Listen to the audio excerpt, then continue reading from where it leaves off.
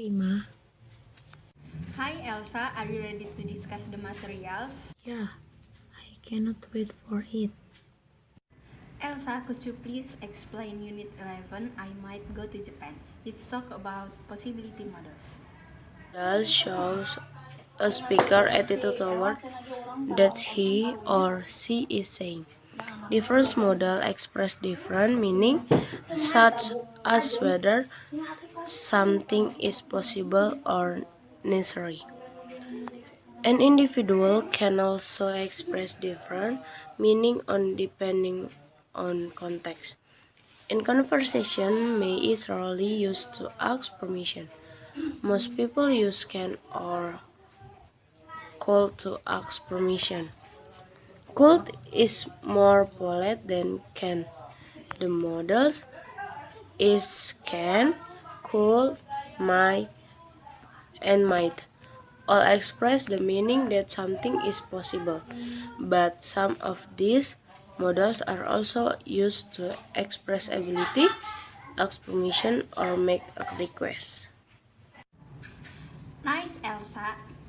Rima, please tell me about Unit 12. A compromise must be reached. It's talk about nativity models. Elsa looks at our book. There are several models and phrasal models that express necessity or certainty meanings. Must, have to, have got to, should, and ought to, had better. First, must has to function. Obligation is describing what needs to be done. It's common in conversation. Example: the project must be done in 2 weeks. And next, conclusion is stating a logical conclusion. It's common in conversation and writing. Example: I must not told him. Second, have to has function as obligation.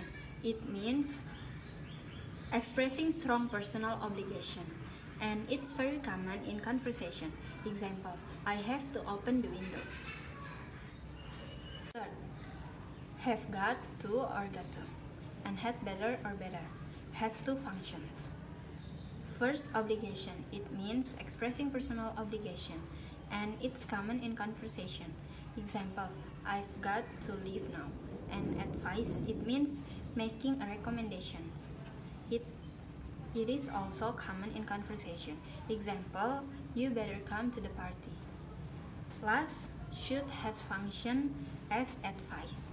It means asking for advice or recommendation, an action or procedure. It is common in conversation and writing. Example: should I go now? In conversation, must is usually not used for obligation or to give advice. Use have to or got to instead in academic writing. The models have to, have got to, had better, and ought to are usually not used. Use must and should instead. Okay, I got it, Rima. Elsa, how about Unit 13? Come on, let's talk about phrasal verbs. Phrasal verb consists of two words, verb plus particle that together have a special meaning. They can be transitive, or with an object, or intransitive, no object.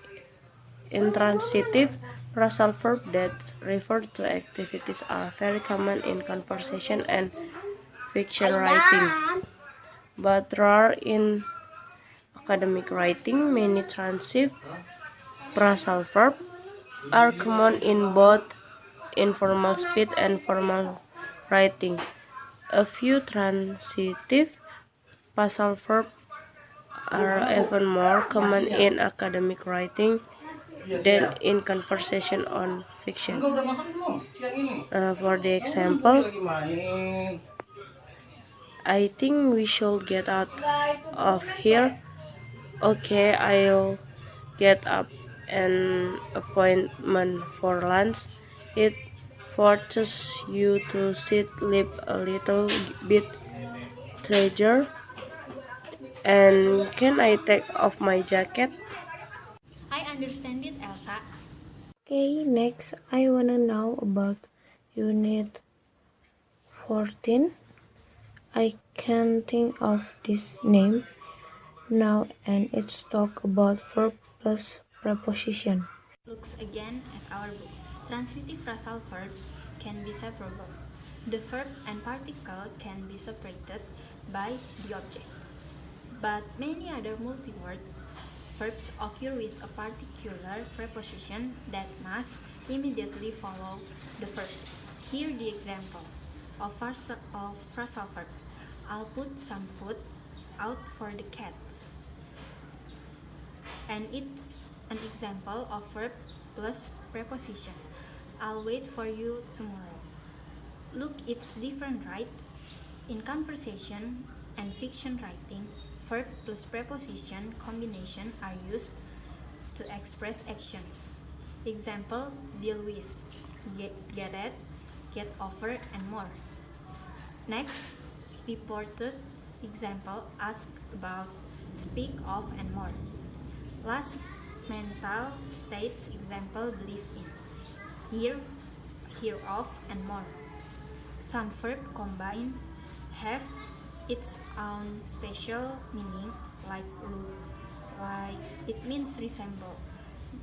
Get at, it means try to say, and more. And in academic writing, it is